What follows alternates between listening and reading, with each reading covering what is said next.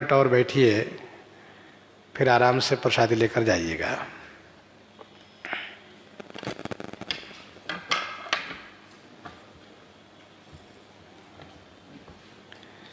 विनय पत्रिका के प्रस्तुत पद है, काहे को फिरत मूढ़ मन धायो, काहे को फिरत मूढ़ मन धायो। अरे मूढ़ मन, काहे को फिरत धायो, काहे को दायो फिर दौड़ता फिरते रहते हो। अरे मूढ़ मन, काहे को दौड़ते फिरते रहते हो, क्यों तुम दौड़ते रहते हो, क्यों दौड़ा दौड़ा फिरता है रे मन मूर्ख मन। तजी हरि चरण सरोज सुधारस,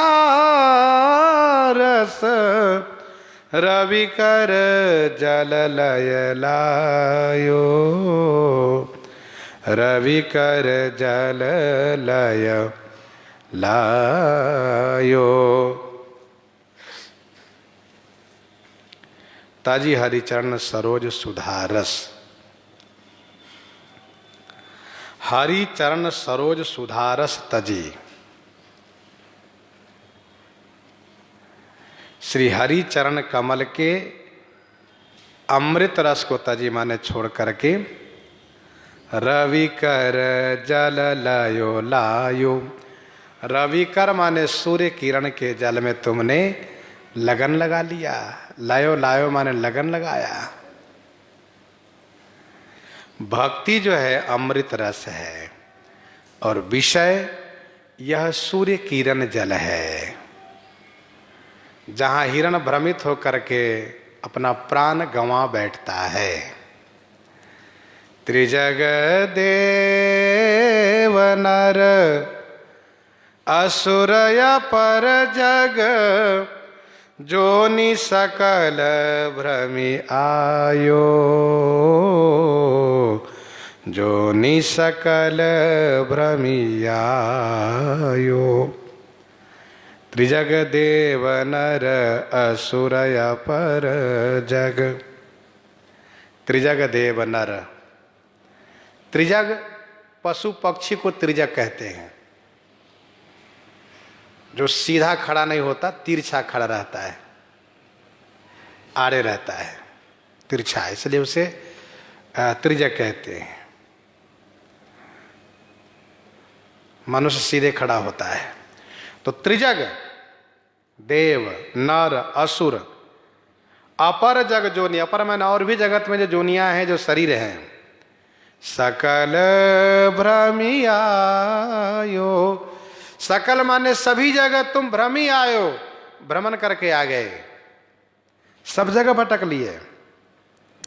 गृह बनिता सुत बंधु भय बहु, मातु पिता जिन जायो, मातु पिता जिन जायो।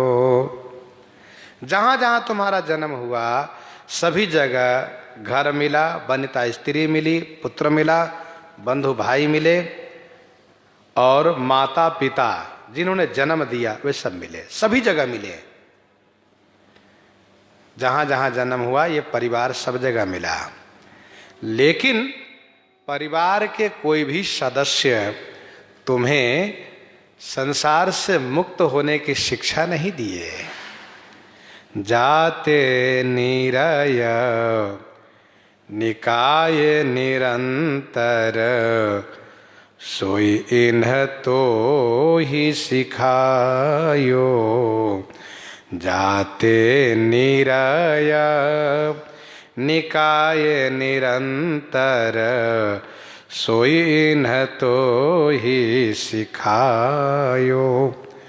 जाते निरय निकाय निरंतर, जाते माने जिससे, निरय निकाय निरंतर, जाते माने जिससे, निरय निकाय, निरय माने नरक, निकाय माने समूह, नरक समूह में निरंतर जाएं, निरंतर पढ़ें, सोई न तो ही सिखायो, वही इन सब ने सिखाया। क्योंकि सभी को संसार प्रिय है, इसलिए सभी ने संसार बना रहे, इसलिए ऐसी शिक्षा उन्होंने दिया। जाते निरय निकाय निरंतर, संसार से मुक्त होने की शिक्षा किसी ने नहीं दी, संसार ही बना रहे यही शिक्षा सबने दी। मातु पिता बालकन बोलावही, उदर भरई सोई धर्म सिखावही। बच्चा जब से होश में आता तभी से उसको शिक्षा शुरू हो जाती है देना, शिक्षा शुरू हो जाती है तभी से। क्या शिक्षा? यही कि बेटा वही काम करना जिससे पांचों अंगुल मुंह में जाए, बढ़िया से खाने को मिले, रहने को मिले, परिवार सुरक्षित रहे, स्वस्थ रहो, सुखी रहो। कोई ये नहीं कहते हैं कि पुण्य कर्म भी करना, भजन भी कर लेना, जिससे संसार से मुक्त हो जाओगे, आवागमन से मुक्त हो जाओ। आवागमन से मुक्त वाली बात तो कोई करते नहीं। तो वही तो होई कटई भव बंधन, सो मग तो ही न बतायो। तो वही तो होई, तू वही तो होई माने तुम्हारा हित हो। जीव मात्र का हित है परमात्मा की प्राप्ति में, संसार से मुक्ति पाने में, भवबंधन से मुक्त होने में। तब हित होई कटई भवबंधन, भवबंधन कट जाए। सो मग तो ही न बतायो, सो मग माने वह मार्ग तुम्हें किसी ने नहीं बताया। आजहूँ विषय कह जतन करत, आजहूँ विषय कह जतन करत, यद्यपि बहुविधि डहकायो, यद्यपि बहुविधि डहकायो। अजहूँ विषय कहाँ जतन करत, अजहूँ माने अभी भी विषय की प्राप्ति के लिए मेरा मन जतन करता रहता है, उपाय करता रहता है। अजहूँ विषय कहाँ जतन करत, यद्यपि बहुविधि डहकायो, यद्यपि बहुविधि माने बहुत प्रकार से विषय के कारण डहकायो माने ठगा गया हूं। विषय ने बहुत बार ठगा है मुझे, फिर भी जिस ठग ने बहुत ठगा है उसी ठग के चक्कर में अभी मैं पड़ा हुआ हूं। अभी विषय की प्राप्ति का ही उपाय करता हूं। पावक काम भोग घृत ते सठ, कैसे परत बुझायो। काम है पावक, पावक माने अग्नि, काम है अग्नि, भोग है घृत, भोग रूपी घृत से काम रूपी अग्नि। अरे सठ मन कैसो परत बुतायो, बुतायो कैसे परत, अर्थात कैसे उस आग को बुझाया जा सकता, नहीं बुझाया जा सकता है। बुझई न काम अगन तुलसी, कहूँ विषय भोग बहु गीते। विषयहीन दुख मिले विपत्ति अति, सुख सपने हूँ नहीं पायो। विषयहीन दुख मिले विपत्ति अति, सुख सपने हूँ नहीं पायो। विषय से हीन होने पर दुख मिला, अति विपत्ति मिले, सुख सपने हूँ नहीं पायो।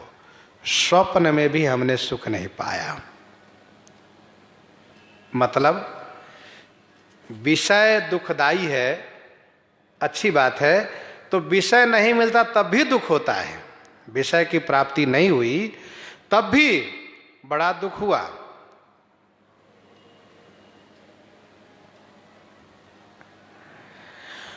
उनके नाश से, उनके मिल जाने पर भी बड़ी विपत्ति प्राप्त हुई।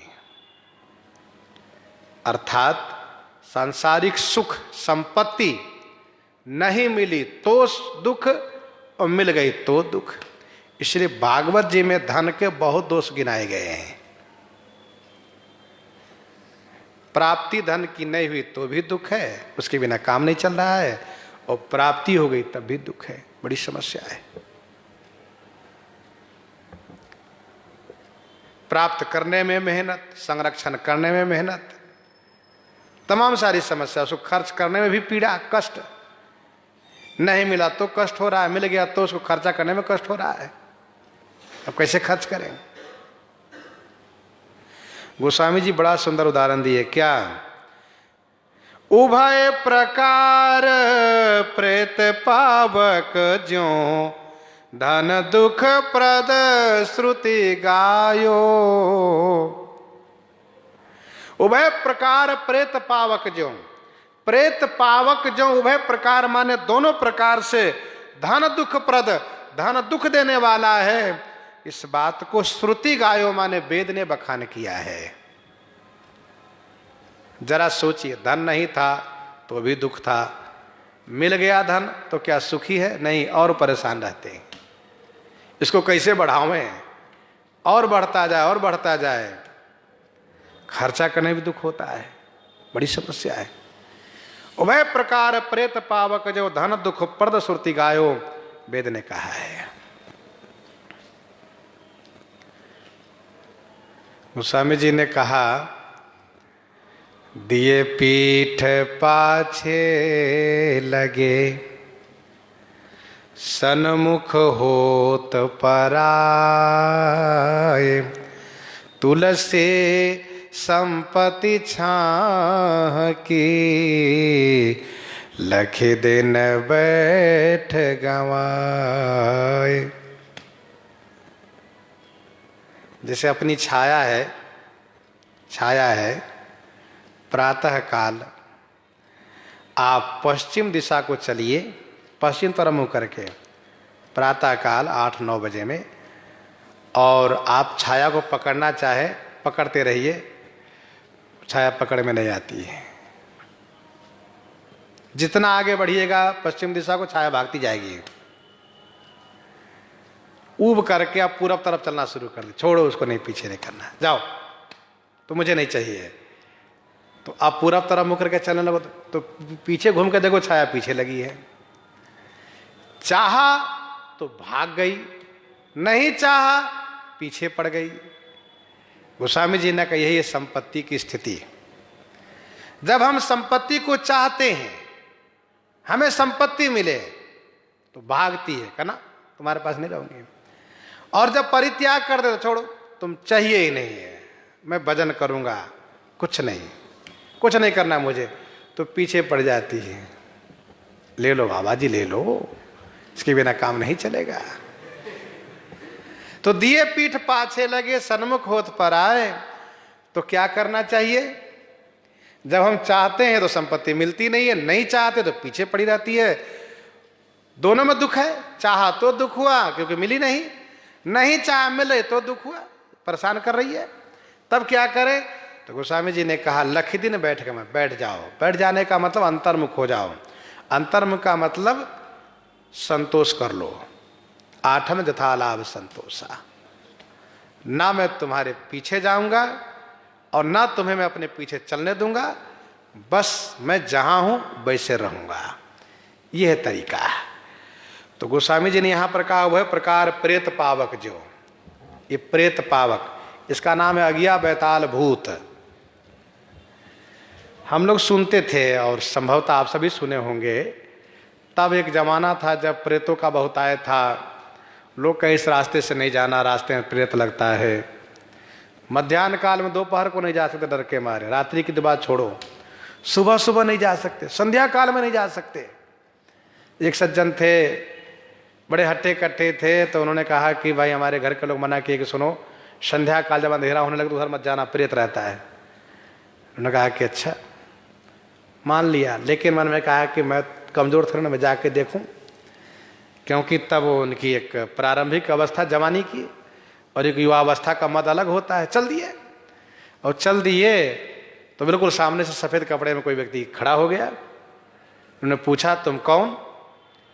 कुछ बोले ना, फिर पूछा बताओ, फिर नहीं बोले। उसने इशारा के जाओ, मतलब हाथ इशारा के जाओ, बहस मत करो। जब ऐसा कह करके वे चल दिए और ये भी चल दिए, तब याद आया कि कहीं वही तो नहीं, और कहीं वही तो नहीं कि पूरा पांव कांपने लगा पांव, और पूरे पसीने पसीने गिर गए वहीं। थोड़ी देर के बाद होश में आए, घर आए, बहुत परेशान हुए, बहुत दिन तक परेशान रहे। ऐसा उन्होंने आप बीती हमसे सुनाए थे। कहने का भाव, तब वह जमाना था, अब तो खैर जल्दी दिखते उखते नहीं है। फिर भी कुछ लोग तो मानते हैं कि उसका अस्तित्व ही नहीं है, पर अस्तित्व नहीं ऐसी बात नहीं है, और ऐसा नहीं कि बहुत ज़्यादा भी नहीं, लेकिन उसका अस्तित्व है। तो ये प्रेत है, अगिया बैताल प्रेत। हम लोग सुनते थे पहले कि अगिया बैताल प्रेत का होता है कि वो रात्रि में चलता है प्रेत, गांव से थोड़ा दूर होकर के। गांव में नहीं आता वो, जल्दी गांव में नहीं आता, गांव वाले से दूर रहता है वो, लोगों के सामने जल्दी नहीं जाता है, दूर होके चलता है। जब मुंह खोलता है तो अग्नि की लपटें निकलती है, मुख बंद कर लेता, अग्नि की लपटें समाप्त हो जाती है। उसी को कहते हैं अगिया बैताल प्रेत। तो यदि कोई व्यक्ति ठंडी से परेशान हो, उसको ठंडी लग रही हो, बहुत ठंडी लग रही हो, अग्नि खोज रहा हो, उसने देखा वो देखो अग्नि की लपटें दिखाई दिया, वहां गया, और यदि वहां गया तो पहली बात तो वो जल्दी वो छेड़ता नहीं, कुछ कहता नहीं है। और यदि वहां चला गया उसके पीछे पड़ते हुए, और यदि उसको घेर लिया और उसने एक दूसरे को पकड़ लिया, उसने अगिया बैताल ने उसको पकड़ लिया, तो फिर उसको जीवित नहीं बचना है। सुबह होते होते उसको मार भी डालता है। ये प्रसिद्धि रही है। गोस्वामी जी ने कहा, वह प्रकार प्रेत पावक ज्यों। तो अगिया बैताल प्रेत की एक कहानी बहुत प्रसिद्ध रही है, और ऐसा सुना जाता था कि यदि उसने पकड़ लिया तो इतना परेशान करेगा, मार डालेगा, नहीं पकड़ा तो कोई बात ही नहीं है। तो गोस्वामी जी यहाँ पर कहते हैं, वह प्रकार प्रेत पावक ज्यों धन दुख प्रद श्रुति गायो। ये धन दुख देने वाला है, ऐसा श्रुति गायो माने वेद ने गायन किया है, वेद ऐसा गायन करते हैं। तुलसी छीन छीन छीन होत जीवन, छीन छीन छीन होत जीवन, दुर्लभ तनु वृथा गवायो। गोस्वामी जी कहते हैं, प्रत्येक क्षण में, क्षण क्षण में, छिन छिन, पल पल में, क्षण क्षण में छीन होत जीवन, जीवन छीन हो रहा है, जीवन का क्षय हो रहा है। दुर्लभ तनु वृथा गवायो, इस दुर्लभ मानव शरीर को तुमने व्यर्थ में गंवा दिया। तुलसीदास हरि भजहि आस तजी, काल उरग जग खायो। गोस्वामी जी कहते हैं, आस तजी माने सभी आशा को छोड़कर के श्री हरि को भजन करो, नहीं तो काल उरग जग खायो। काल रूपी सर्प पूरे जगत को खा रहा है, तुम्हारी भी बारी है, तुम्हें भी वह खा जाएगा। इसलिए सब आशा छोड़ करके भगवान श्री हरि का भजन करो। इन्हीं के साथ आज